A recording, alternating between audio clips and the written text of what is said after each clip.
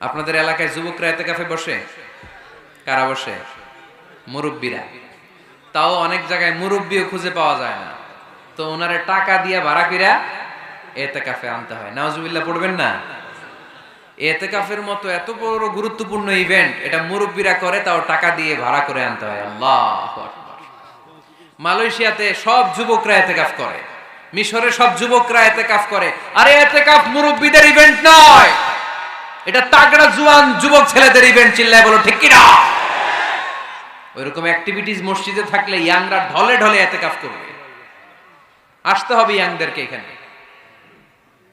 মুরব্বীদের মাজায় ব্যথা, কাশি দিলে বুকে ব্যথা, ডায়াবেটিক্স, আলসার, ওনারা কিসের এতেকাফ করবে? এরা তো ঘরে বসে নামাজ যদ্দুর পড়তে পারে, এটাতেই ডবল সওয়াব। ঠিক কি না? এতেকাফ মুরব্বীদের ইবাদত নয়, এতেকাফ যুবকদের ইবাদত। আমরা এই অ্যাক্টিভিটিস মসজিদে দিতে পারি নাই, ফলে যুবকরা আসে না। তিনটা মসজিদে নিয়ত করে যাওয়া যায়। এক নম্বরে মসজিদে হারাম, এক নম্বরে কি?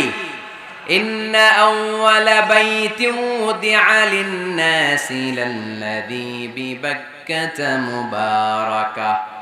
সর্বপ্রথম যেই ঘরটা আল্লাহ তাআলা জমিনের মধ্যে স্থাপন করলেন, ওই ঘরটা হলো মসজিদুল হারামের মাঝখানের কাবা ঘর। এই ঘরটা অবস্থিত যেই শহরের মধ্যে, শহরের নাম বাক্কা, এখনকার নাম মক্কা। সুবহানাল্লাহ পড়েন। মক্কার আগের নাম বাক্কা। কোরআনে বাক্কার কথা আছে, এবং হজ উমরা করতে গেলে দেখবেন যে অনেক হোটেল আছে, হোটেলের নাম ফুন্দুক বাক্কা। ফুন্দুক বাক্কা মানে বাক্কা হোটেল। মক্কার আগের নাম কি? বাক্কা। এখান থেকেই বিষ্ণু ঈসা ইসলাম ইসরা শুরু করেছেন। মেরাজের আগের ধাপ নাম ইসরা। এই মসজিদে 1 রাকাত নামাজ পড়লে 1 লক্ষ রাকাতের সওয়াব দেয় কে? সুবহানাল্লাহ কইতে পারলেন না? পৃথিবীর আর কোন মসজিদে 1 রাকাত পড়লে 1 লক্ষ রাকাতের সওয়াব হয়?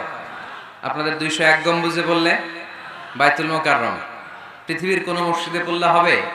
শুধুমাত্র কেবলমাত্র মসজিদুল হারামে 1 রাকাত সালাত পড়লে 1 লক্ষ রাকাতের সওয়াব আমলনামায় দিবে কে? এজন্য আল্লাহ বললেন, ওখানে যাও, হাইসুমা তুআল্লু ফাওয়াল্লু উজুহাকুম শাতরা। যেখানে যাইবা, দুনিয়ার যেখানেই থাকো না কেন, কাবা ঘরের দিকে হয়ে নামাজ পড়াকে আবশ্যক করেছে কে? পৃথিবীর যেখানেই যান, কোন দিকে হয়ে নামাজ পড়বেন? কাবা, টু দ্য ডাইরেকশন অফ কিবলা। আপনি অবাক হবেন, অস্ট্রেলিয়ায় একটা শহর আছে সিডনি। এই সিডনি শহরে একটা জঙ্গল আছে। এই জঙ্গলে একটা গাছ আছে, যে গাছটা মানুষের মতো রুকু করে আছে, টু দ্য ডাইরেকশন অফ কিবলা, তাও কিবলামুখী হয়ে। পত্রিকার কাটিং দেখেছেন না আপনারা? অনেক ক্যালেন্ডারেও আছে। গাছ, ইউটিউবে দেখেছেন, গাছ রুকু করে আছে টু দ্য ডাইরেকশন অফ কিবলা, কিবলামুখী হয়ে, মানুষের মতো। সুবহানাল্লাহ পড়ে।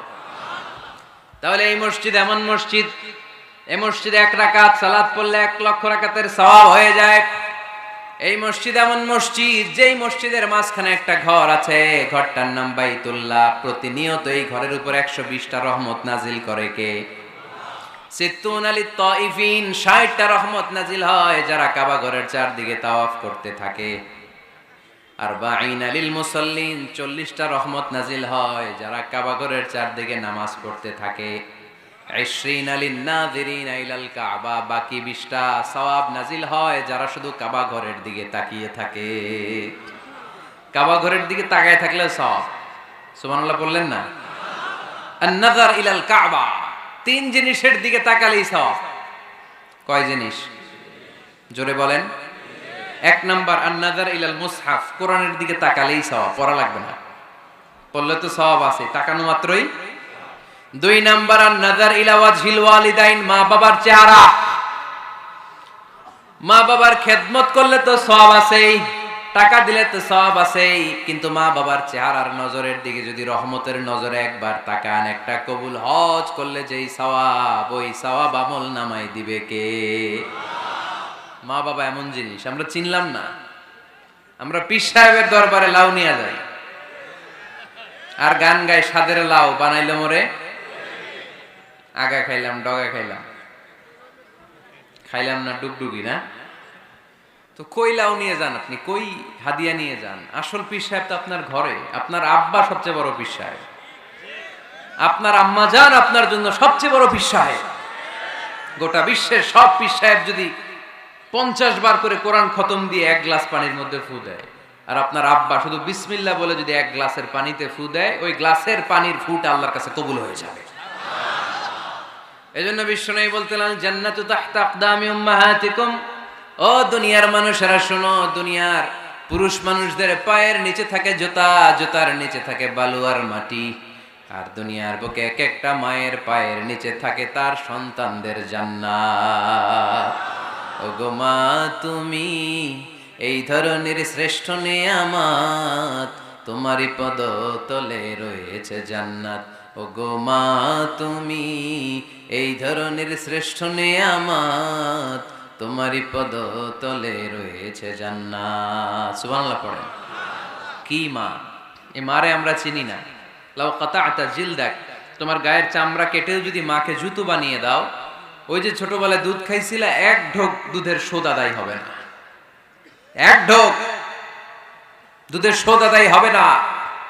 ওই মা 3 বার বললেন আল্লাহ রাসূল এই মায়ের কথা। কয়বার?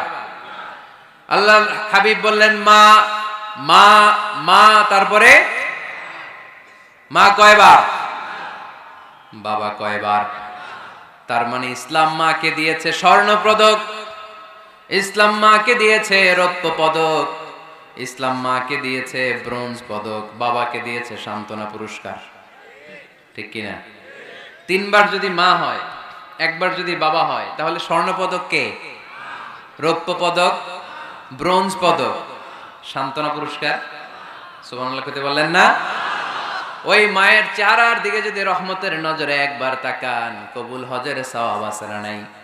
তাহলে 1 নাম্বার কোরআনের দিকে নজর করলে সওয়াব, 2 নাম্বার মা বাবার চেহারার দিকে নজর করলে সওয়াব, 3 নাম্বার আল্লাহর কাবা ঘরের গিলাফের দিকে যখন নজর করে তাকাবেন, 20টা রহমত নাজিল করবে কে? তাহলে শ্রেষ্ঠ মসজিদ মসজিদে হারাম, শ্রেষ্ঠ মসজিদ। 2 নাম্বার হচ্ছে মসজিদ নববী, নবীর মসজিদ। ওখানে 1 রাকাত পড়লে 1000 রাকাতের সওয়াব। আমার নবী শুয়ে আছে তার পাশে, পাশেই জান্নাতুল বাকিয়া, মাকবারাতুল বাকিয়া, এরপর আছে রওদা। বিশ্বনবীর কবর থেকে মিম্বার পর্যন্ত জান্নাত, রওদাতুম মিন রিয়াদিল জান্নাহ।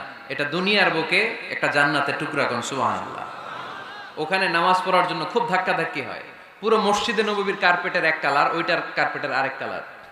যারা হজ উমরা করেছেন দেখে এসেছেন, জায়গা পাওয়া যায় না।